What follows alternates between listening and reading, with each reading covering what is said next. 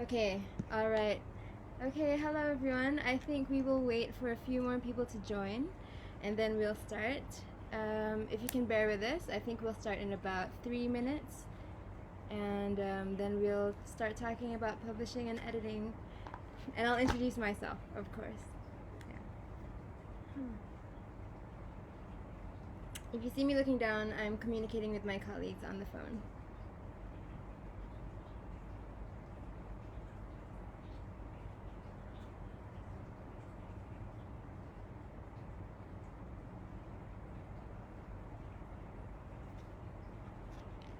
All right.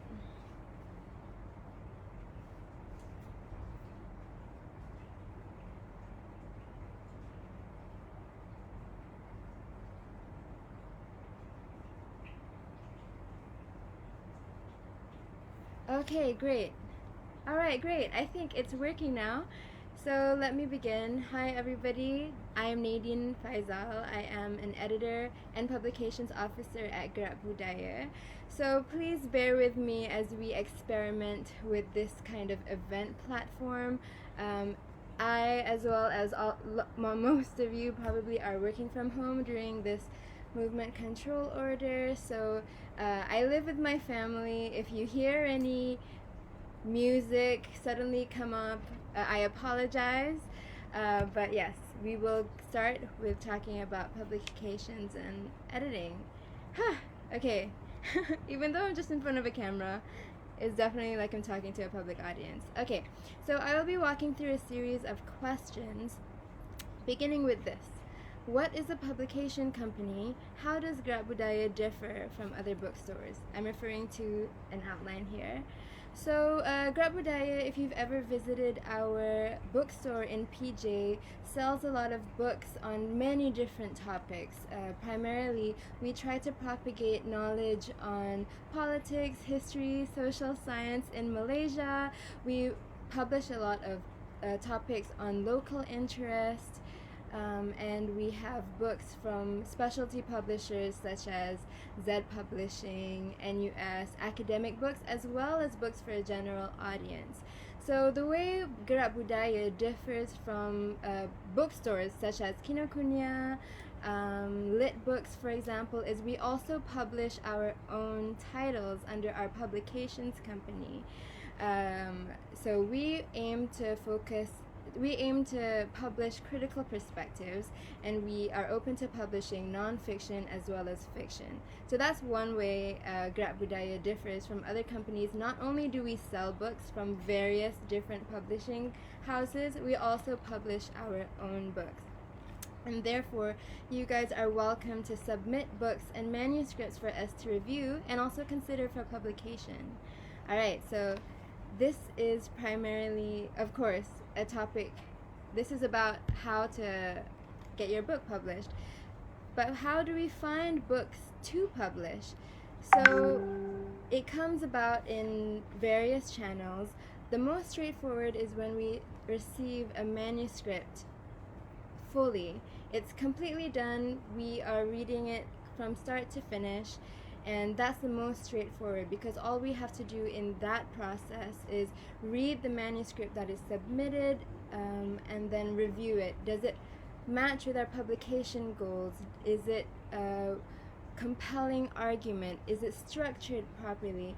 If it is something that we're interested in, then we will accept the manuscript for publications, and then we will sign an agreement with the author. If it's clearly not something that we publish at Gerak Budaya, for example, I don't know, if somebody submitted a recipe book, we don't really publish cookbooks at Gerak Budaya. We publish more commentary, fiction, literature. So if we received a recipe book, that would be something that's clearly not within our focus, and then we would let the author know, and even if we can, we would suggest places where the person could submit their manuscript to.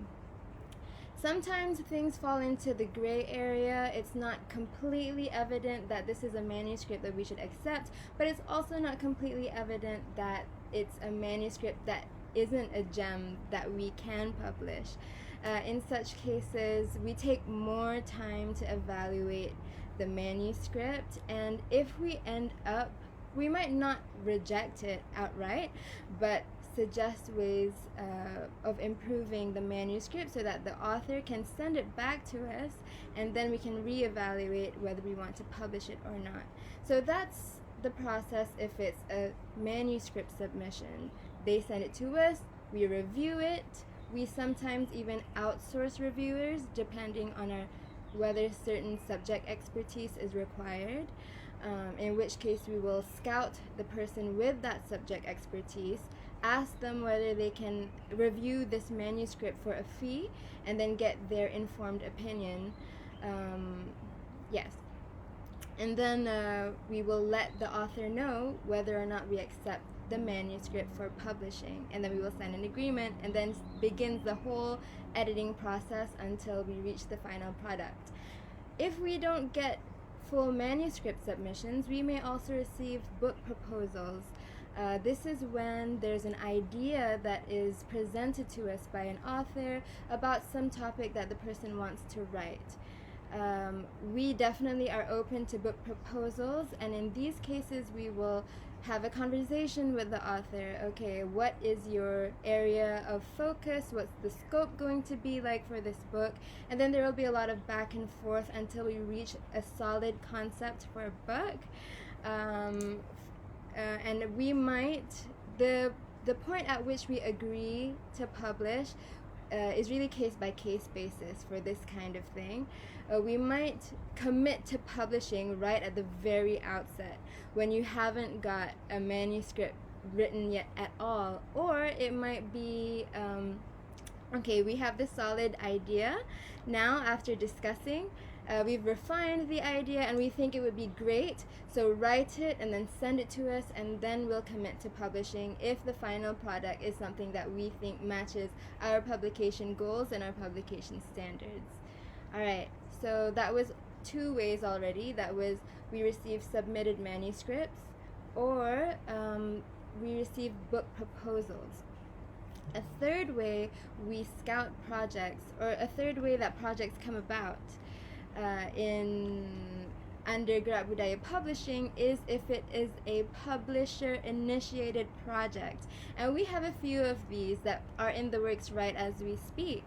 This is where someone from the publications department, or really anybody, someone from the publications department has an idea or sees a gap in the industry or in the book market for a book that would bring a lot of value that simply doesn't exist yet. So we would draw up the book concept ourselves. We would think, okay, who would be great to write this? Who would be great to write on this topic?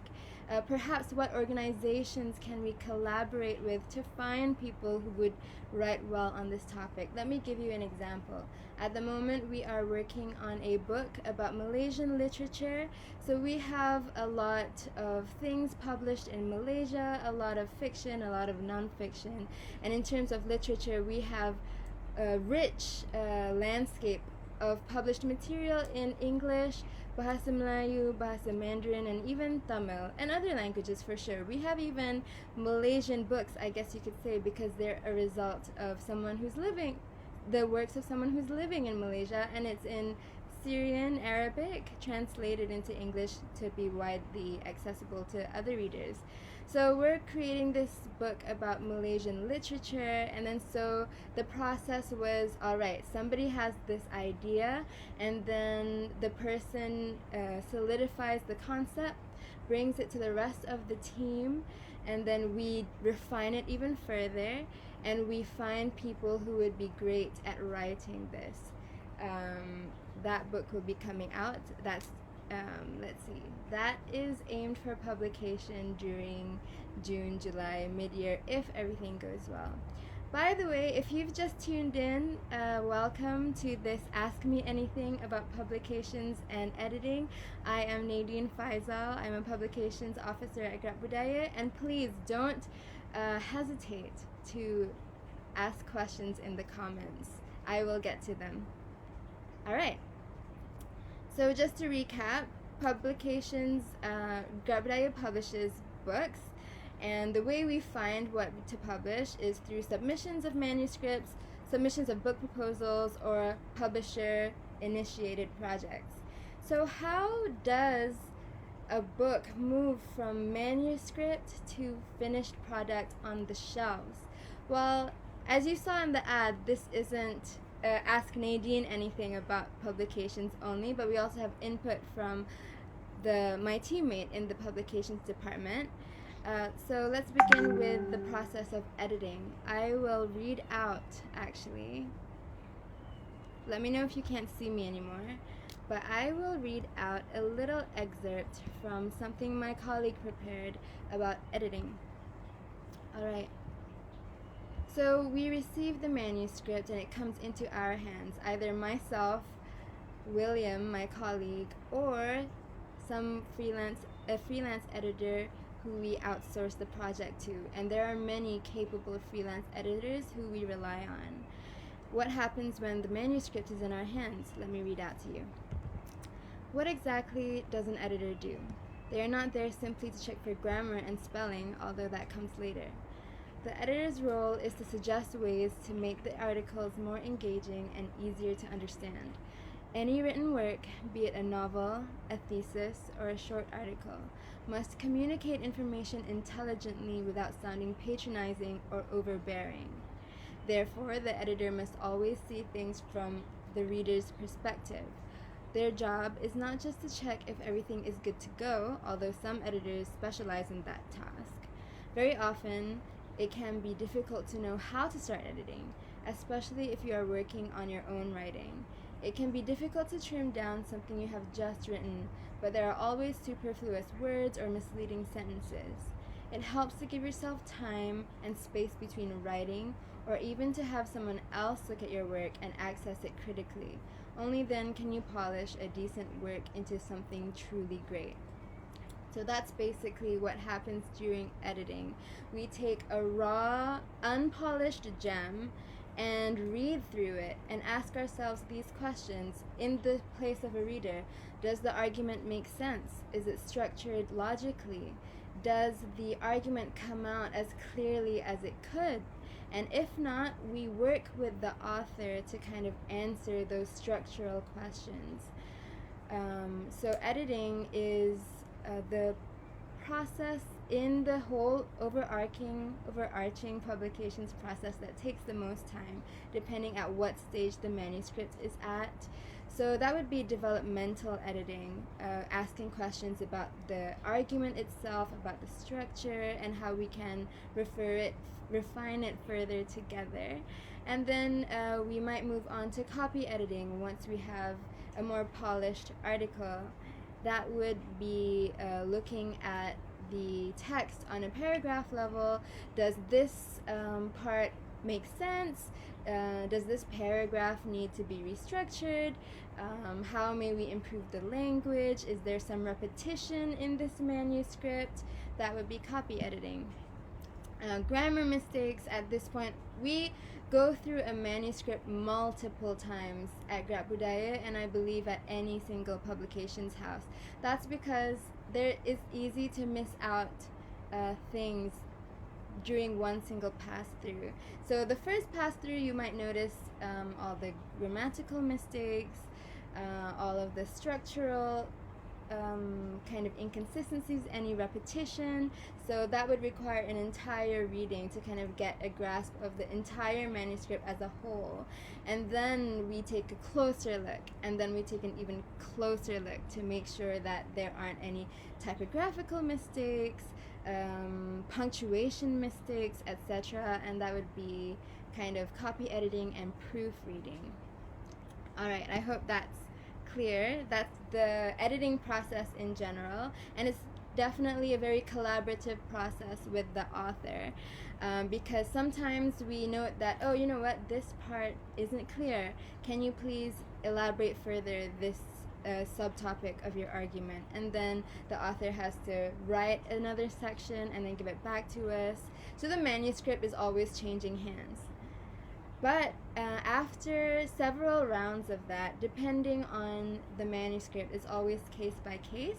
After several rounds of that, we reach a final draft. And once we have a final draft, in comes somebody else who is critical to the book publishing industry, the designer who does layout and typesetting. So what do I mean by layout and typesetting? So when you take any book, and I have an example here.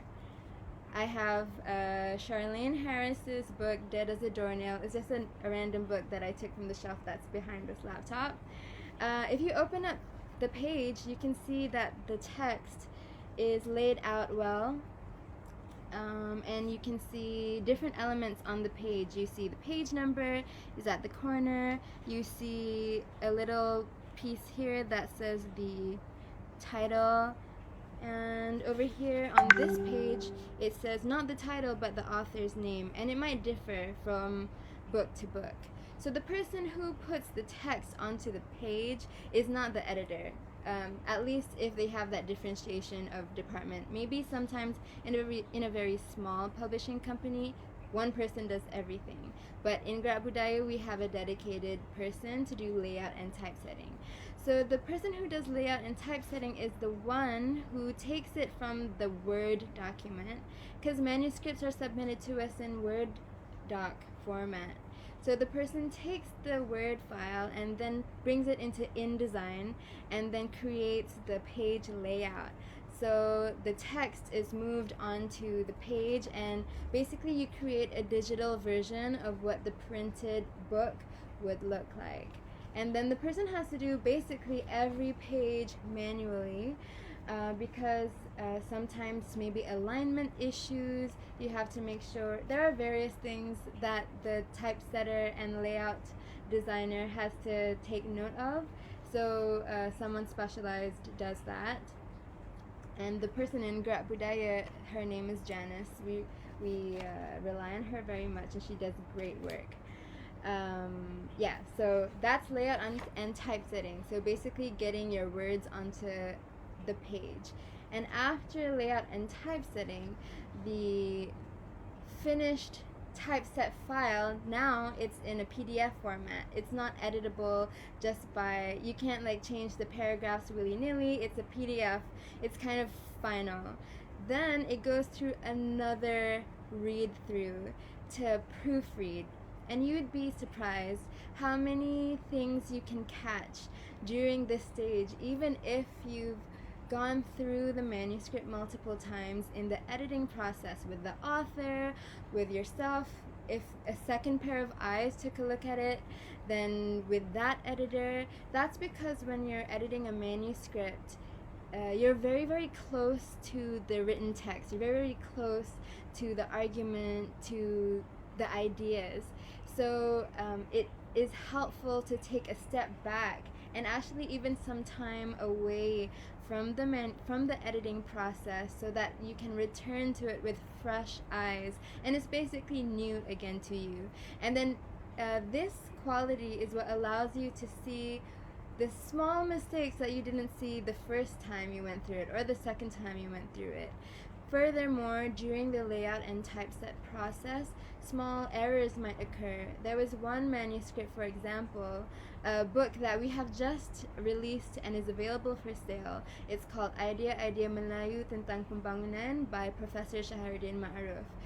When we got it back from the typesetting and layout process, we noticed that, kata ganda, I'm mixing English and Malay, I hope you can understand, and if not, please just comment. Kata ganda, aka plural words in Malay, like kanak-kanak or buku-buku, we noticed that the hyphens had all dropped. And that wasn't a mistake that was in the Word file, but it was an error that had occurred during the typesetting and layout process. And the only way to correct that was to one by one put the dashes, the hyphens between the kata ganda back in. So we had to read through the entire manuscript again, making sure that every single kata ganda had a hyphen in between, and not even the plural words, but maybe the ranges, like from page 1 to page 10, the hyphen in the middle had gone missing. So we had to keep out an eagle eye for such mistakes. Yeah, so that's the kind of thing that can happen even after you've reached a final manuscript. That's the kind of thing that can happen, and the reason why proofreading is very important, and it can only occur at the very end of the process. Ideally, it's not only one editor that is looking through a manuscript. Ideally, it is the person has ideally the person has we send it to another editor also during the proofreading stage, at least, to just take another glance through. And on this, my colleague William and I always help each other out. It's really necessary, because one person, it's easy for things to kind of go unnoticed. Alright, if you have just tuned in, once again, my name is Nadine Faisal. This is an Ask Me Anything about publications and editing at Grab Budaya. I am joined actually by my colleagues. They are also around. If you want to ask something, please go ahead and write it in the comments section, and we will answer your question. So I have just gone over how we find books to publish and the editing process in the whole publications process. But moving on from editing, after editing there is after editing and layout and typeset, that's also something that I've gone through, and also proofreading. Aside from manuscript related work, we also need to think about, as a publisher, the visual aspect of the book, and that we kind of touched on that a little bit just now in terms of layout and typesetting. But also important is the cover. So in thinking about the cover, it kind of depends. We receive a lot of manuscripts, and we publish actually around 40 books in a year. Grab Budaya publishes, which is about like 3 manuscripts in a month, and we don't only lay out and typeset our own. We also provide services for other people who want to self-publish, etc. with Grab Budaya. So we have a lot of projects coming in.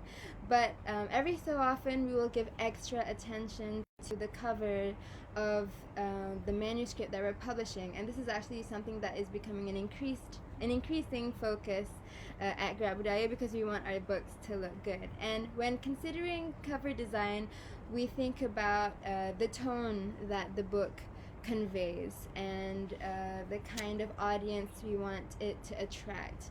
So how may the cover appeal to that audience? Do we have to make it colorful, like contemporary, minimalist? What? And all of those questions get considered. And we have an in-house designer, but we might also commission artists. So if you see our most recent publications, such as 1515 or 1515 by Faisal Tehrani, or also the book Gente by Lokman Hakim, both of which are Malay fiction titles, those two we hired a designer. His name is Hanwai. He is actually on this live stream too, so if you have questions you can also ask about that. And the process was actually, it's quite fun also to be involved in the visual cover design process, because you move from a sketch and an idea into a finished product, and it's quite rewarding to see if the book comes out even better than you imagined it in the very beginning. But yes, cover design is also very important to consider in publications, because honestly, people do judge a book by its cover. Yeah. And in terms of publishing, aside from publishing with a company, with a publishing house, there are actually various other ways you might get your manuscript out to the public. So let me read you another excerpt of what my colleague William has prepared. And in fact, these are videos. You can access them through the links that he has posted in the comment section. Let me just check that he did post them in the comment section. Okay, yeah. So far there's a short video on editing, and now about publishing. All right. Publishing. Now that you've written your manuscript, it's time to get it published. But what does this entail? What exactly do copyrights, royalties, and distribution mean? These questions can seem daunting, but don't worry. The publishing process is not quite as mysterious as it may appear. Yeah, so outside of manuscript work, cover design, there are definitely different factors that come into the process of publishing. In general, there are two main forms of publishing that you can consider: traditional publishing and self-publishing. In the traditional publishing process, both you and the publisher begin by signing a contract. The contract spells out the responsibilities of both parties and, very importantly, guarantees that your manuscript is protected. In Malaysia, there is no specific system of registration for copyright. This means that an original work belongs to you as soon as you write it down, and it is your right to benefit from it. Only in some cases, say if you are doing corporate writing, does the copyright of your work belong to another party. Even then, it must be explicitly signed away. Your publisher can usually do a lot for you, but this depends on who you choose to publish with. In general, they will cover the editing, design, and printing costs, as well as marketing and publicity costs to a certain extent. The important thing to remember is that despite a publisher's best efforts, it can often be very difficult for them to move a book by themselves.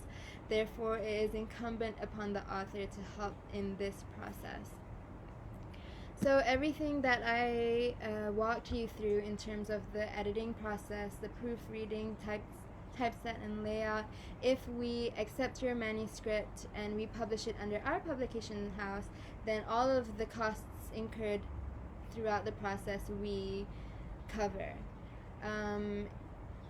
We might also pursue a co-publishing model where we find other publishers, other organizations that are interested in getting the work that your manuscript deals with out to the public, and they might sponsor part of that process too.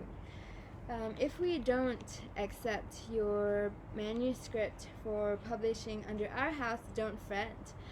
We can still offer the option of self-publishing, and in self-publishing, the cost is bared by yourself, but also you get a bigger proportion of the profits.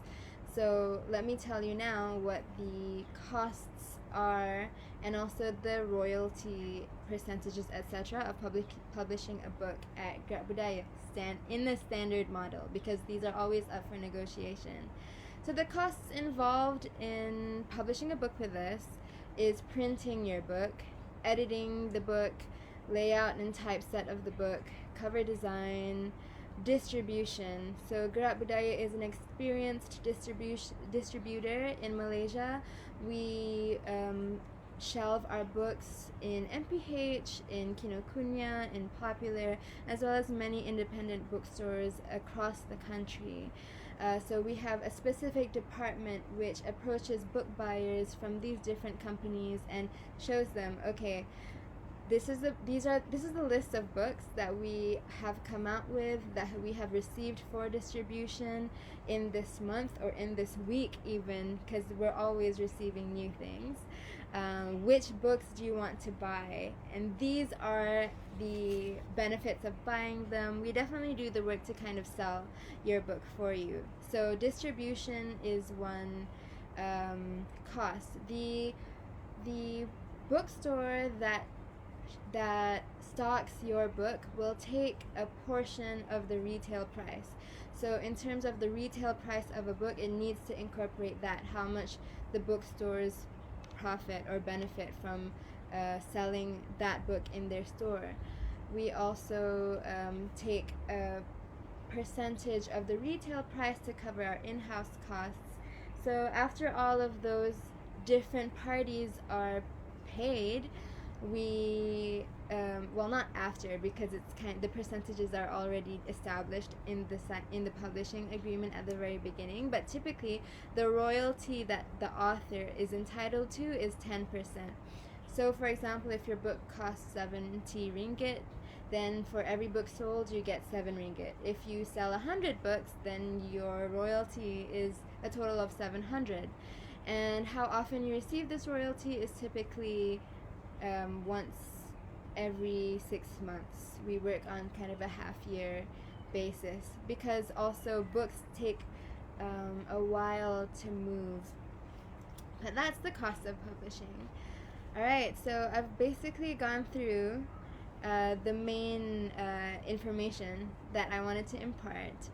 So far, what I have explained is what Gerak Budaya publishes, how we differ from bookstores, because Gerak Budaya is not only a bookstore, we are also a publishing company.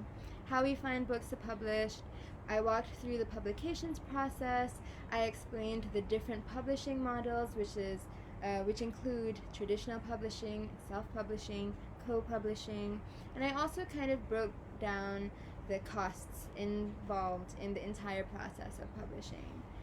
I hope that was really helpful for you guys. If there's anything unclear, please go ahead and ask in the comments, and I will be taking questions about anything involved in editing and also publishing. I have some questions already, and I'll answer them. The first question is, how is our work impacted by the movement control order and COVID-19? So editors, at least the editing process in the whole publications process, I mean, it's work from our computer. We're reading an editable doc on our desktop, usually at the office. So under movement control order, the publications department in Gerak Budaya is still working from home. We just have moved to our own laptops and our own Wi-Fi connection, etc. But work continues more or less as usual. What has been your favorite moment as an editor, or favorite things about being an editor? So I mentioned the author-editor relationship just now. That actually can be really fulfilling. For example, it allows us as editors to get to know important thinkers in Malaysia, to actually learn for ourselves the topics that the manuscripts talk about. For example, I was really privileged. I always feel really privileged to be reading the kind of manuscripts that do come to Gerak Budaya, because Gerak Budaya has a rather established reputation of publishing important works. We do get important manuscripts as well by academics, etc. And it is a privilege, and I do feel grateful to have access to that kind of knowledge. And then you also have access to that academic, that author, that fiction writer, and that's really fulfilling to kind of be able to pick their brain, ask them, okay, this section, it wasn't really that clear, can you please elaborate on that? What do you think if I impose this structure on this section of the manuscript, etc.? And the author-editor relationship differs with each project. Some authors, sometimes you don't have to do that much work even on a manuscript, and it's almost ready to go, so there isn't even that much back and forth. Other times, the author might come into our office, and then we'll go over some issues together, side by side. But that has been one of the most rewarding aspects of being an editor and working in publishing, I think. Talking with the authors who spend so much of their time imparting knowledge and imparting an idea for other people to enjoy and read. Yeah. I have another question. The challenge of what challenges do you face being in publishing in Malaysia? Definitely one challenge that comes to mind immediately is the industry, I guess you could say, of publishing in Malaysia. At the moment especially, I mean, it applies to everybody given the movement control order and the economic impact COVID-19 will have. But even before and even without COVID-19 and also this movement control order, books and publishing has always kind of been an uncertain industry because it relies on a book culture, a culture of reading, a culture of commenting on books, of reviewing books, etc., so that books as sales projects do well, and that the business of acquiring books, publishing books, is sustainable. So the market is definitely a challenge, and I think another challenge that we have in the industry is the amplification of marginalized communities. In my time being an editor and publications officer at Grab Budaya, I mean, it's quite notable that most of our authors so far have been male, kind of more established in their career, and it's a shame that we haven't been able to source or publish more projects by women authors. And this kind of differs also depending what language you're talking about. So the publishing world, the publishing scene kind of looks different for English publishing, and it looks different for Malay publishing. Let me give you an example. For English works, we can kind of move them across the year. What I mean by move is sales are generally pretty stable across the year. So we don't have to worry too much about when we publish an English title, although it's always great to be strategic. I'm so sorry if you hear the animals outside, but it's always great to be strategic about when you decide to release a title. For example, if there's a particular time where the topic that manuscript deals with is in public attention. For example, if it's a book about Malacca, then maybe it's a good idea to publish it in July, which is the anniversary month of Malacca's designation as a UNESCO World Heritage Site. So it's always good to kind of be strategic about when you release books. But in general, English books kind of sell across the year. In the Malay language industry, on the other hand, PBAKL, which is Pesta Buku Antarabangsa Kuala Lumpur, or KLIBF in English, Kuala Lumpur International Book Fair, plays a huge role in sales. Most sales, according to the sales department in Grab Budaya, they informed me that most sales for Malay titles occur during such fairs such as PBAKL and other fairs, but mostly PBAKL, and you might not realize this as an English language reader, etc., but it is something that I have recently learned. Basically, after PBAKL, book sales for Malay language titles really take a hit, and they still go on. We can still publish and sell books, but it's definitely at a much slower pace. So in the Malay publishing industry, PBAKL has rather oversized role. Those are two challenges in the publishing industry. And alright, it has been about 40 minutes. If there are no further questions. Oh, okay, great. Actually, I have received a question. Okay. I've never published before. How do I know if the manuscript I'm working on is ready for submission to a publisher? Alright, as I mentioned earlier, we receive proposals, we receive manuscripts at all different stages. The most straightforward for us is if you have written a complete manuscript. For example, if you've written a story, then it would be great to see the story from beginning to end so we can evaluate it as a whole and evaluate it comprehensively.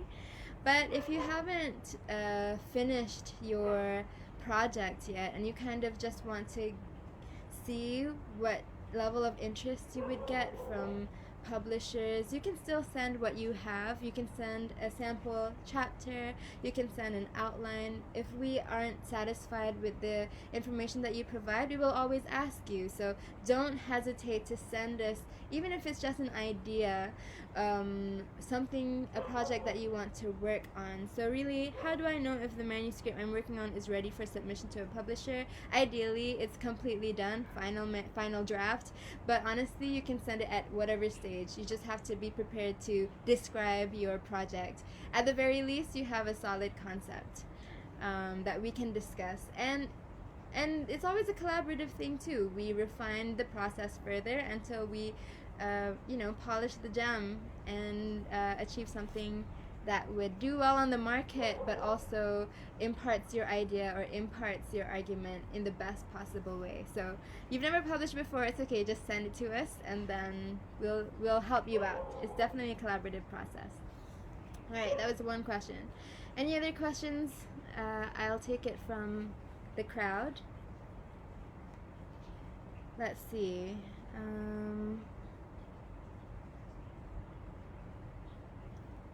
All right, if there are no further questions, then I might bring this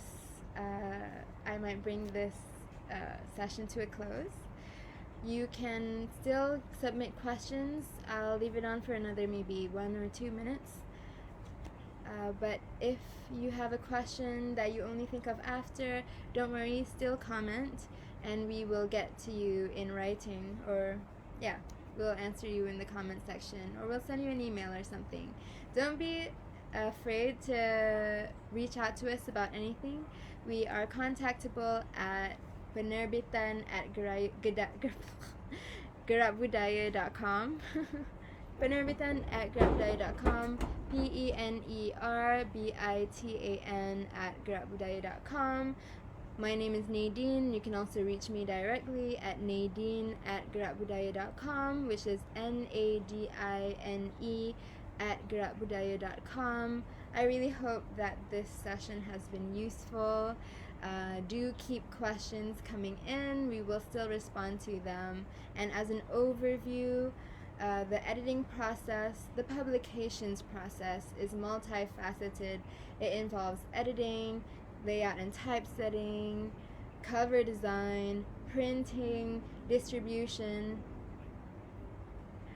Okay, we have received a question. So actually this is scheduled to go until 4, so that's alright.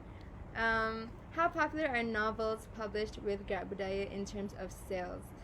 Novels published in Gerak Budaya, in recent months we haven't really published an English novel. We have published Malay novels very recently, this past month. We'll see how those do in terms of sales. English language novels, it really depends on... English language novels kind of have a demand throughout the entire year, and you won't necessarily see like all of your initial print runs selling at the very beginning. With any book, the sales are gradual, and how well a book does in terms of sales depends on how compelling the book is. So then the entire book culture comes into play. What we kind of do as a publishing company to kind of increase sales and also postpone the post-publication, not postpone, but extend the post-publication life of any title, is organize events to do with your novel. So there might be book launches. For sure, we definitely try to do a book launch for each book that we release. Book launch, but also reading groups, discussions. We rely on people to review our books, etc.